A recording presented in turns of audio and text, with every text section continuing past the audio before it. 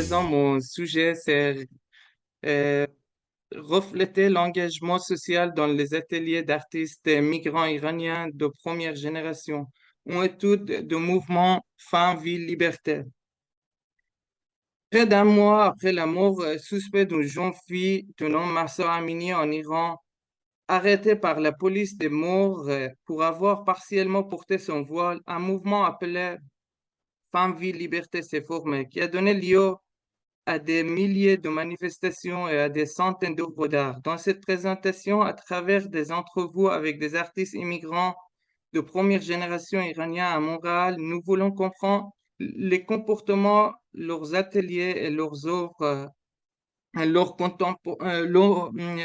nous voulons comprendre comment leurs ateliers et leurs œuvres ont été touchés par ce mouvement. À cet égard, après avoir trouvé des artistes sur la base de demandes d'amis, d'appels et de la recherche sur Internet, j'ai essayé de les contacter et de leur envoyer mon questionnaire, puis de leur interviewer. Pendant 2 mois, ces personnes ont été interrogées à l'aide d'un questionnaire semi-structuré sur des sujets tels que le profil d'artiste d'une part et le profil de son studio d'autre part. On pourrait dire que la relation entre le slogan de Femmes, Ville, Liberté pour partis commence bien avant ce mouvement, avec la littérature iranienne classique et en particulier la place des femmes dans celle-ci, comme Shahrzad dans Mille et Nuits ou les autres femmes dans le genre nommé le livre de roi, et même dans la littérature populaire. D'autre part, avec l'extension du mouvement, les figures féminines ont trouvé leur place dans ces œuvres. Si des figures féminines étaient présentes dans ces œuvres auparavant, elles ont été dissimulées ou ont été disparues pour diverses raisons. Parmi les raisons de la disparition de cette figure avant le mouvement, l'artiste considère l'empoisonnement de cette figure féminine par l'ancienne génération d'artistes iraniens qui l'ont surutilisée, exagérée et diabolisée. En effet, la figure d'une femme iranienne ou d'une femme musulmane a été catégorisée par des artistes comme Shirin Nejad et d'autres femmes d'artistes ou par des artistes comme Shirin Nejad et d'autres femmes artistes ont dû travailler dur pour séparer de leur parcours artistique de cette image ready-made et prête à l'emploi. On peut également ajouter que l'une des autres raisons pour lesquelles cet artiste s'est éloigné de l'utiliser explicitement était qu'elle essayait de se distancer des attentes de l'Occident académique et institutionnel. Par conséquent, ce mouvement a été l'un des facteurs les plus importants pour l'artiste qui s'efforce à montrer que le corps ou une partie du corps a une signification plus profonde que le discours dominant et qui montre une conscience de sa propre existence.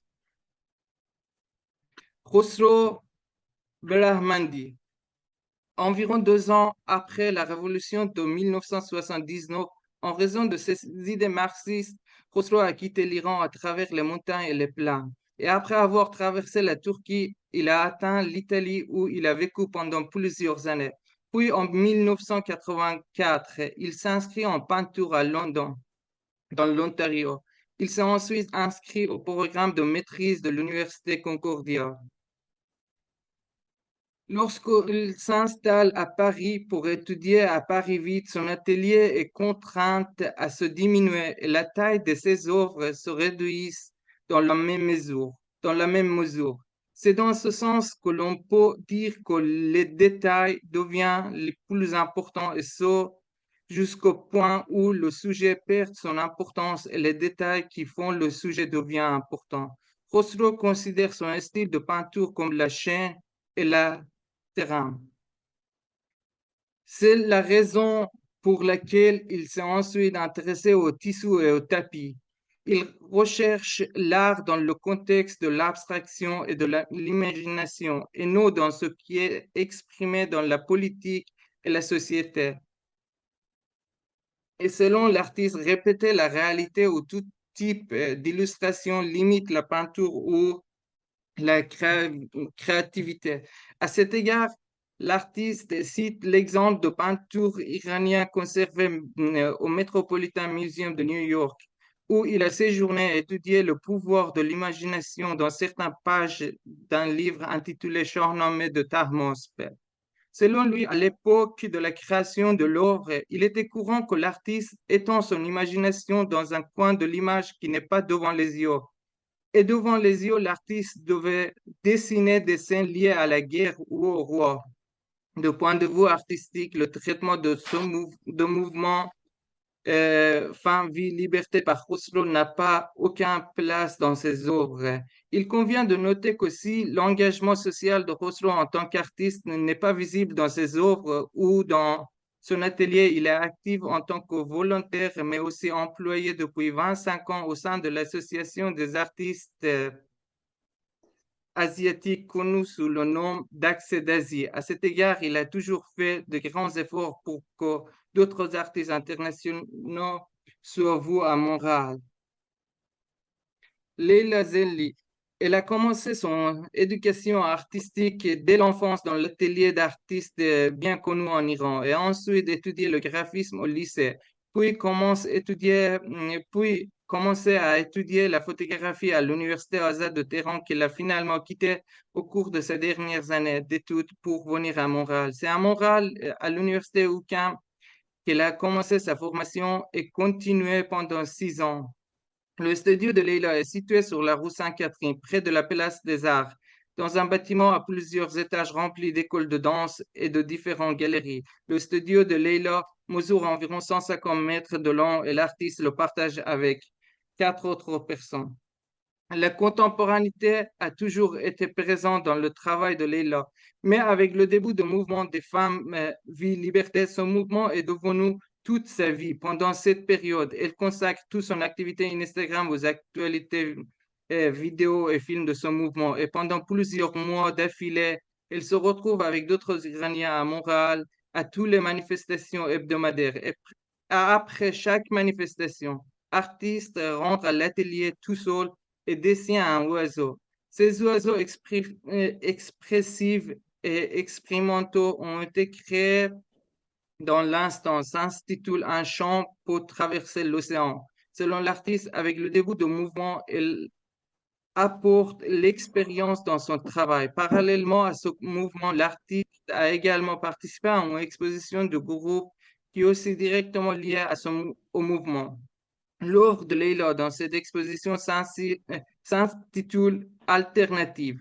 Il s'agit d'une œuvre commune avec un autre artiste nommé Guillaume Pascal, dans lequel les artistes rendent hommage à une jeune fille connue sous le nom de Fille Blue qui s'est suicidée devant le bureau de procureur à Téhéran en 2019. Mansi Rezai. Le début de l'activité artistique de Mansi remonte au début de lycée. Voyant qu'elle s'intéressait aux cours de dessin et de peinture, elle a choisi la filière artistique pour le lycée et a étudié le graphisme. Elle a ensuite commencé à étudier la peinture à l'Université Azad de Téhéran et d'architecture, Azad de Téhéran et architecture. À partir de cette période, elle apprend en parallèle la technique, la vision et la discipline dans l'atelier privé des grands artistes de l'époque comme Babak Etminani, peintre bien connu à Téhéran. Mais c'est au cours de derniers cours de sa licence qu'elle a pris les influences les plus importantes grâce à un autre professeur qui l'a initié à la peinture zen. Elle a ensuite émigré à Lyon, en France, pendant 2 ans. Elle est après retourné en Iran. Et en 2008, elle a décidé d'émigrer au Québec définitivement et étudier à l'UQAM. Pendant ces dernières années à l'UQAM, lorsque le père de l'artiste est tombé malade, elle est allée lui rendre visite. Pendant ce temps, ils ont commencé à prendre des photos dans différentes villes d'Iran pendant plusieurs mois et en retour tout au long de l'année. Elle a utilisé ces photos dans l'atelier de l'université pour son projet de master. Travailler à distance sur des œuvres et des sujets qui changent à chaque instant et dont il ne reste qu'un état initial laisse à l'artiste l'idée d'un mirage encore présent dans certains de ses œuvres. Cet atelier, qui est la troisième expérience d'atelier pour Mansi à Montréal, est un lieu idéal pour elle car elle n'a aucune connexion lumineuse ou sonore avec l'environnement qui l'entoure, ce qui donne l'idée de nos lieux comme mirage. Avec le début du mouvement, la place des femmes dans les œuvres de Mansi se stabilise. C'est pourquoi dans ses œuvres, l'idée de contemporanéité est davantage liée à son identité féminin. Et cette identité féminine se manifeste le plus souvent à travers une culture et une architecture décalée en temps et décalée en lieu, plus dans l'esprit que sur le terrain. Le choix des matériaux est le même. Selon elle, l'aquarelle et l'acrylique sont plus liés à l'âme et à l'imagination. Et comme le mirage, elles sont moins porteuses de matériaux. L'eau est un autre matériau que l'on trouve dans ces œuvres. Un autre élément qui a trouvé sa place après ce mouvement dans l'œuvre de Mansi est la maison de verre. Bien que cet élément soit transparent, contrairement à l'eau, il n'offre pas la sécurité nécessaire. Et d'autre part, tout le monde le voit et tout le monde veut le contrôler. D'autre part, cette maison de verre est fragile. Et la fragilité, c'est vrai que c'est une faiblesse, mais elle est aussi dangereuse et tranchante. Shahrazad Arshadi. Après la révolution de 1979, Shahrazad, militant de gauche et syndicaliste, a quitté l'Iran pour l'Inde à l'âge de 19 ans. Après presque 2 ans, elle est arrivée au Canada en tant que réfugiée iranien. À son arrivée au Canada, elle s'est inscrite des cours avancés de photographie et d'histoire de l'art, mais elle est une artiste pluridisciplinaire qui fait la photographie de production de films, documentaires, de théâtre et de performances et qui, lorsqu'elle est seule, s'adonne à la peinture et à la couture en utilisant les matériaux de récupération remporté de nombreux prix principalement pour ses films et ses projets théâtre et performance. Dans la foulée de cette idée, nous pouvons rappeler une performance bien connue d'elle et de son groupe qui a commencé dans la cuisine de Maison et Studio de Shahrzad et qui s'appelle Tasht Collective. Tasht est un mot commun qui existe dans différentes cultures et langues d'Asie de l'Est et qui, dans un passé pas si lointain, désigne un récipient rond relativement profond qui servait à laver les vaisselles ou les vêtements. Depuis 5 ans que ce spectacle performe, 4 Canadiens issus kurdes syriens, de Kurdes turcs, de l'Iranien et d'Arménien racontent des histoires ou des chansons de femmes tout en lavant le linge. Dans ce spectacle, à l'exception des vêtements blancs portés par les artistes et de la façon de s'asseoir, tout le reste, y compris les narrations et les chansons, est improvisé. Actuellement, l'atelier de l'artiste se trouve dans le sous-sol de sa maison à Verdun. Bien que toute sa maison puisse être considérée comme un atelier, bien que toute sa maison puisse être considérée comme un atelier. Parmi tous les travaux qu'elle fait dans cet atelier, choisir le tissu comme matériau est impressionnant. Le tissu pour Shahrzad est le calme, la féminité et la nostalgie. Les tissus ont également des couleurs et des caractères et ces caractères peuvent être reliés euh, entre avec ou sans ordre. Dans ce qui suit, elle a mentionné le manifeste de l'une de ces tissus que j'ai pris sur son page Instagram et que j'ai traduit. L'année de courage, de la beauté, que j'ai traduit, c'est ça, comment on dit, c'est son manifeste. L'année de courage, de la beauté et de sacrifice. Je coude les pièces un à un. Je pense à la journaliste Épidée Gallion et me souviens de son beau visage souriant dans sa robe colorée. Je pense à elle qui doit passer sa vie loin de sa famille, en prison dans un lieu inconnu. Je pense aux martyrs comme Mahsa, Nika, Sarina et les autres. Je pense à différentes provinces comme le Kurdistan, au Baloutchistan, au Khouzestan, au Lurustan, au Mazandaran et au Guilan, qui ne sont pas restés silencieux. Je coupe des morceaux de tissu colorés un par un jusqu'aux 40, jusqu'aux milliers, aucun n'étant identique à l'autre. Une pièce qui éblouit mes yeux par sa couleur et sa beauté. Shahryar Tahiri, l'intérêt de Shahryar pour l'art a commencé avec ses poèmes qu'il a continué à écrire aujourd'hui. Enfant et jusqu'au lycée, il était actif dans la chorale et écrivait également des pièces de théâtre. Le père de Shahryar était également poète. Après avoir terminé ses études secondaires, l'artiste a décidé d'aller en Inde pour poursuivre sa formation et étudier l'économie. C'est à cette époque que Shahryar commence ses activités politiques et s'oppose au gouvernement Pahlavi sous la forme de groupes d'étudiants de gauche. Il poursuit ses activités politiques contre le Shah jusqu'à ce que la révolution se produise en Iran.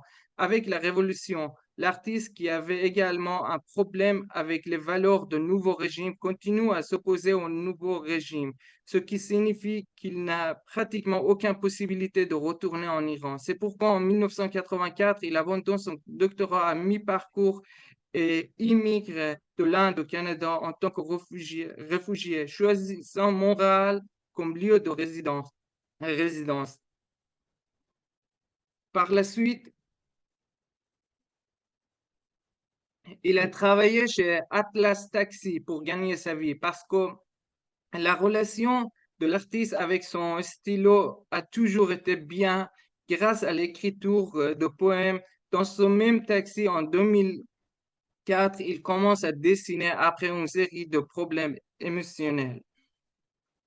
Puis, au fil du temps, jusqu'à ce qu'il transforme sa maison en atelier, il dessine régulièrement dans un taxi et le taxi devient son studio. Il a continué à acheter le carnet de dessin au quotidien et y dessine jusqu'aujourd'hui. Le caractère des humains, leur comportement et aussi les oiseaux ont été les principaux sujets des œuvres de Chariot. Le choix de la maison comme atelier commence lorsque l'artiste a voulu peindre la maison pour la première fois.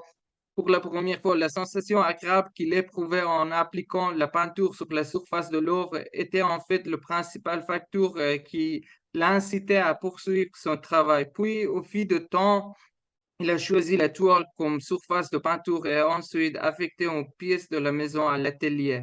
Le début de ce mouvement se traduit par l'augmentation du nombre d'oiseaux et leur déformation, ou encore par une nouvelle palette des couleurs. Pour soutenir les grévistes a été l'autre activité de Charrier pour soutenir le mouvement.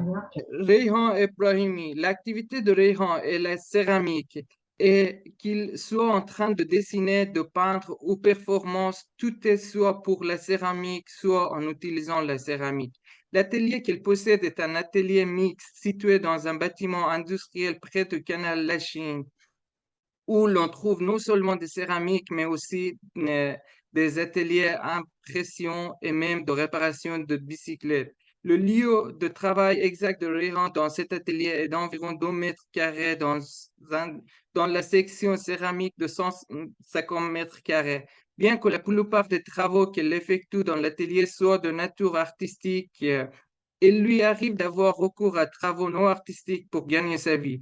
Les débuts de travail de l'argile remontent à la fin des années 20.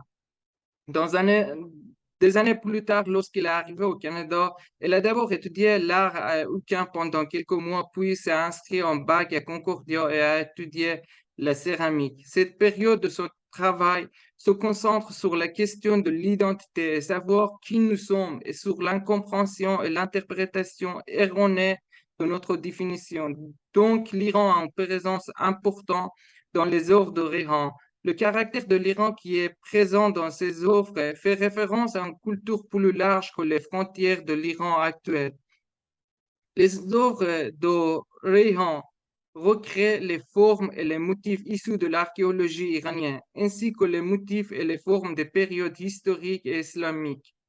Il fait passer ces formes et ces motifs anciens à travers son filtre pour répondre à ces questions d'aujourd'hui et d'ici. Par exemple, son travail récent a été inspiré par des petites statues dont le caractéristique principale est d'avoir 2 yeux et qui ont été trouvées dans un ancien temple de la période de l'Iran antique entre 4000 et 1500 avant Jésus-Christ.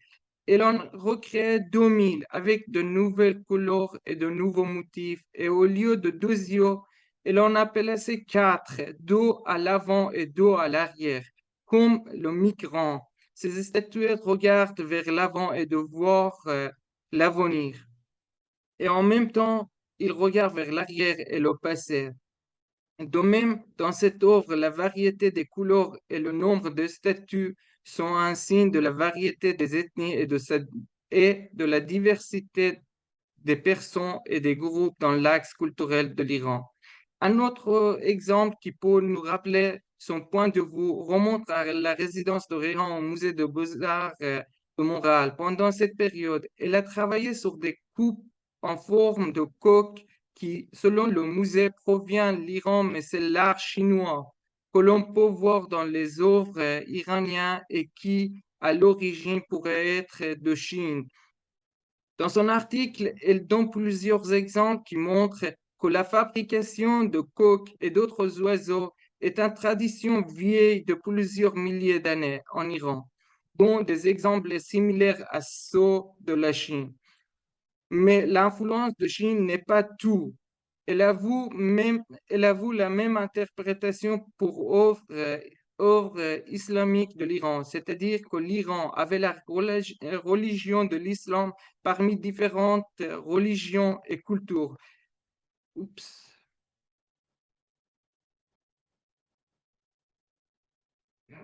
pardonnez-moi. Merci. Est-ce que vous avez Oui, terminé? ça reste juste un paragraphe. Oui, allez-y. C'est Votre temps est écoulé, mais allez-y rapidement. rapidement, pardon. Euh, En ce qui concerne le mouvement Femmes, Vie, Liberté, l'artiste suit une approche presque similaire. Dans la première lieu, tout en confirmant et en soutenant les nombreuses années d'efforts pour obtenir les droits des femmes, elle estime que la question du féminisme et de genre en Iran est différente de celle de l'Occident et que nous n'avons pas qu'un seul féminisme dans un monde globalisé. Deuxièmement, ce n'est ce n'est qu'avec le temps que nous pourrons obtenir des informations plus complètes sur ce mouvement et le vérifier. Enfin, l'artiste estime que, d'une part, malgré tous les abus internes qui ont généralement lieu pour accéder au pouvoir et au totalitarisme, et d'autre part, avec les abus externes qui renforcent diverses approches belliqueuses, bellicose ou davantage de sanctions, nous ne pouvons pas simplement considérer le mouvement comme seulement un mouvement.